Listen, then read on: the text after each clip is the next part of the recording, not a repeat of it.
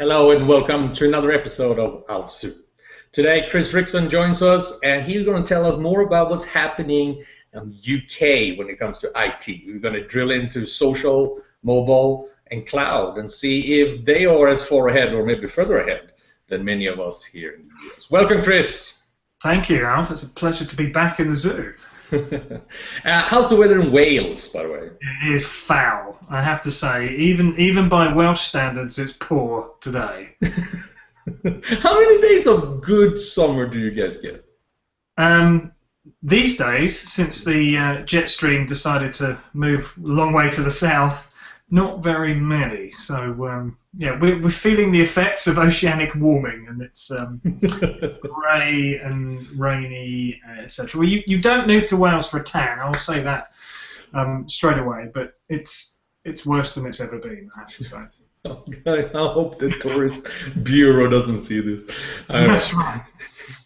Um, when we're looking at what's happening in a lot of parts of the world, actually, we hear about social, mobile, and cloud. Those are the big thing. And then there's big data and analytics as well. If we start with mobile, Europe for a long time was ahead of America and the rest of the world in mobility and adoption and using handset at least. And then the smartphone revolution came and yada yada. Where do we stand today? Does most companies have to deal with BYOD and the same issues that we see here in the States? Yeah, absolutely. And I think here in the UK and throughout Europe, in fairness, it's one of those trends that is happening, and there is a huge. I think the question marks that remain over bring your own device is the corporations themselves responding to it, or trying to catch up with it to a certain degree, and there's a combination of resignation that this is just happening and therefore we better respond to it as best we can. And then some more progressive organisations who are actively embracing it and seeing it as an opportunity to have a very contemporary approach to IT, maybe even shave some costs off, etc. So a lot of the same commentary that you will see in the US about what do we do and the inevitability of it, you see exactly the same here. And I would say the adoption rates are very similar now. There was a long period whereby I think thanks to a lack of standardization perhaps on the US side, you ended up with this disparity in terms of uptake and technology and connectivity between Europe and the US. From my perception, that seems to have flattened quite a bit in recent times. What about the whole social media thing? Yeah, once you get your phone in your hand, you want to do something with it, right? So right now, no one walking the streets of San Francisco looking in front of them. They're looking down on the screen, and that's just a driver. Right. Is it the same thing there? Has Twitter and Facebook and those guys moved into the enterprise, or is it still more of a consumer play in Europe? Well, I think it absolutely has certainly moved into the enterprise, and a trip to London will prove just as hazardous as you try and negotiate the pavements, as people of all kinds are clutching their mobile devices and ignoring each other. So, evidence suggests that people from all walks of life are engaging in these networks. I think as with all countries, the real locus of that activity and where the bulk of it is happening is in the larger cities, in terms of a real in-depth use from a corporate and commercial point of view. These tend to be presented in the perhaps the larger organisations, in larger cities, etc. So here, where I am, in Southeast Wales, some of the smaller, more progressive organisations might be embracing it from a corporate perspective, but it's not quite the same. And you would find exactly the same in the US. You'd find a real concentration in the more commercial-oriented centers. No, that's so true. I mean, what's happening in Silicon Valley or New York or these is not what's necessarily happening in the Midwest. It's still not there yet. SaaS, I know, is fairly big everywhere. It's been updated, but this whole thing with big data. Which really is new for everyone, and no one is ahead there, and everybody's scratching their head. Is the discussion the same in the UK? They now realize they have all this information streaming in. and I need to do something intelligent with it. I need to transform data into knowledge and so on. Is there all these vendors coming up and offering services and so on? I'm sure most people don't know what to do, but are there offerings in play around big data? Yeah, absolutely. And I think thanks to the commoditizing effect of cloud services and centralization and online services to do some of those analytics, we are consuming some of the same technologies that you would find in the US, right? The sort of and provided they are meeting whatever local regulations exist in terms of where data might be hosted and analyzed, etc., then particularly here in the UK, we're always consuming services that are hosted in the US. In fact, a very famous case of us consuming a lot of data from big data from a certain security agency in the US and passing big data to our security agencies. So yes, it's a very hot topic. I think there is actually quite a lot of innovation going on this side of the Atlantic. It's very interesting how many research centres are based here in the UK, particularly around Cambridge, the Cambridge area, and to a certain extent London. But there are a lot of very smart people looking at how to make sense of this data.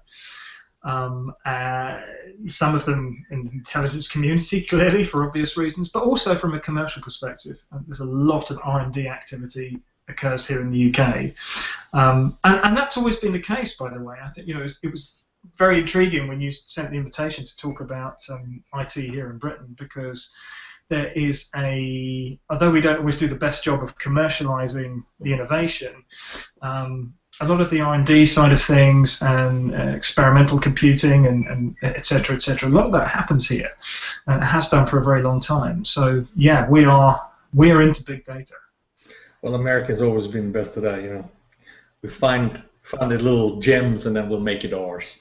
I used to ask the Japanese and electronic industry what we did to them. But I'm glad to see that there is decent research that is not necessarily driven by market demands, because seldom does the consumer, and in this case the customer, the enterprise, know what they really want.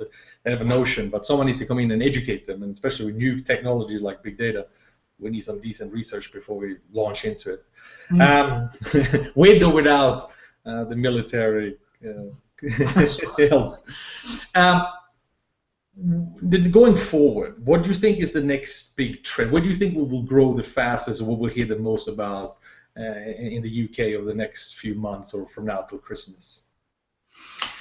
I think that there's still a lot of head scratching around supporting the mobile workforce. Right? So we talked about mobility, and we talked about the uptake of mobile devices and bringing your own device, etc. And then we also talked about the fact that IT was responding to it as opposed to being in front of it. And I think that we're going to see a lot of investment in technologies and resources and time and effort for organizations building an effective strategy around empowering the mobile workforce. I think that is it's a super hot topic, and it's very clear from certainly a few of the conferences and shows that I've been involved with this year over here, that it's still very much an open question. And I think there are multiple components to it, but I think that it's one of the first occasions I can remember where it's not necessarily the consumer calling the shots, but there is no doubt that there's a huge drive to take a customer-centric approach to this, which is good to see. And that's different, though. I mean, it's like a school, right? You have to focus on the student or the customer, but that doesn't mean the customer or the student should dictate the agenda or the curriculum, right? We need to help them, educate them, if you will, and help them just in general. I think there's more stability on the UK side versus America with that, because you seem to have a more balanced approach. Well, I think that what's interesting is that we are quite a risk-aware culture. That's another way of saying cynical. But quite often, particularly with the adoption of mobile technologies and other novel technologies in the workplace, people have to be reminded that there's an inherent risk there, right? So it's great that you can use your shiny new iPad and take it to work, but what if you leave it in Starbucks?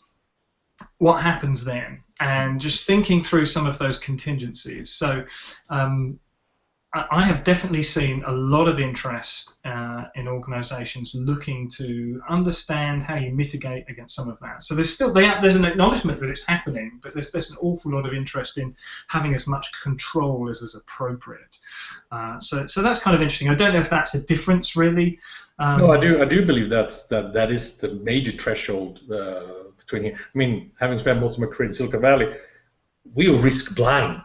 We don't see it if it's stood next to us, and so I think there has to be a balance between the maybe risk averse and the risk happy to take risk Silicon Valley attitude for the customer's sake, rather than just rolling out things and we'll see if it works. Sometimes we have to think about the risks that they take. Yeah. I think that's so. It seems to me that I keep coming back. We are at a place where technology is abundant. What's not ready is our behavior, our culture, so social mindset to take it on, right? Privacy, out of it. Like, you think I worry about my 13-year-old daughter forgetting her phone somewhere? The corporations I work for worry about this old 40-year-old man forgetting his phone somewhere. So I think we're not ready yet to just take advantage of all this wonderful stuff, cloud, mobile, social. It's actually ahead of us. Did you get the feeling? Yeah, I do, and I think it's not only is the technology outpacing our ability to control and manage it to a certain extent. I think we are at a very interesting point in our ability as humans to effectively consume it without sending ourselves crazy. And there's a couple of schools of thought around this in terms of whether you should be very, very disciplined about how and when you use technology and develop a healthy relationship to the technology and turn it off when you don't need it, etc., and enjoy off-the-grid holidays and all that kind of thing. And that works for a certain kind of people. And there are other kinds of people that you meet who actually find that really stressful. I actually find the act of disconnecting as stressful, if not more stressful, than actually being available. Yeah. So there, as always, there is no right answer. But I think something that is an emerging trend, and certainly over here, and a lot of conversations that are happening, is how should I be in relation to technology? You know, which is interesting because I think for the first time, the fact that that this iPhone is a device and is in essence a very powerful computer is utterly transparent to most people. It doesn't represent that. It represents connectivity, social interaction, and in essence is defined by the apps that are resident on it. The technology has been abstracted away, and once we would have a relationship to this thing that was about the technology, and it's got this much horsepower, it's got this much capability. There's so much processing power in here now that's somewhat moot. It's somewhat academic, really. It's become much more about what this means functionally and how it shapes lives, and therefore relationships are really changing in relation to technology. And I met a very interesting group of people recently at the Service Desk and IT show in London who had started to think a lot about how their employees actually related to technology and what was healthy use, and could they help not only people to use the technology but actually to be respectful of what it could do to them from a personal and emotional point of view. And they were having, they were building courses that people could take, and they were putting guidelines together about how they wouldn't actively promote the use of certain key technologies outside of working hours because they thought that was potentially unhealthy. Really interesting, and they were talking about an interest in embedding that kind of logic in the device itself. So, you know, a device that senses, as they are increasingly able to do, how you are feeling or physically reacting in relation to what it is that you're hearing. And you know, you've had Chris Dancy on the show a couple of times, and there's no one better skilled to talk about man-machine interface and picking up your biological data. Yeah. But there's clearly an interest that these guys have an interest in. You know, what if the phone could detect those levels of stress or hyperattention, you know, repeatedly checking emails coupled with a high pulse rate, etc., and say, you know what, I'm shutting this connection. You're not going to connect anymore. It's after 7:30 at night. You're checking your emails every 20 seconds. I propose you stop doing that. Right? So, which is really that's a very, very interesting, very, very new way, I would say, and all counterintuitive when you think about it, because you want to milk as much as you want out of your workers, but it sounds like we almost have to. Yeah, and their philosophy was that actually it was, and I think they had a fair bit of their own research to back it up, that was actually counterproductive. You know, from their perspective, having a workforce that was always connected, on the face of it, sounded like a great idea, right? So they went down the whole mobile route. They equipped everyone with as much mobile computing power as they could afford, and the people loved it. They lapped it up. They were working wherever they could. You know, traditionally things that would have been downtime, like flights or connections between flights, you name it, people were taking full advantage of mobile connectivity. But that seemed to be correlated with increased stress for some, an actual general drop in productivity and profitability for certain groups, and they started to correlate, or at least research why. This is, and it's really fascinating, and I think we're going to do a zoo just on this topic globally, and talk about the impact of technology on us, the people, because that's going to be part of IT management, at least for the next generation. You don't only manage the server, you manage the people who live off the server, if you will. That's right, and I think, and again, it's part of this whole abstraction. You know, when you can consume these days, we talk a lot about IT as a service, right? So I'm just buying capacity, functional capacity. You know, I need an amount of stuff that does this. When you start talking in that language, the fact that there is physical hardware and software and everything else involved is so far abstracted and removed away as to become irrelevant for people. Yeah. And so it does become a much more personal relationship. And you're absolutely right. I think the impacts on us are fascinating. It is. Well, thank you, Chris. I really appreciate you sharing with us what's happening over on the islands. I hope the weather clear up. So do I. For you who enjoyed this, Chris will be one of the 3 guest hosts that will take over the zoo in the month of July. He, Chris Danson, and Catherine Craig will each have an episode to do what they want to. Thank you very much, everybody. Until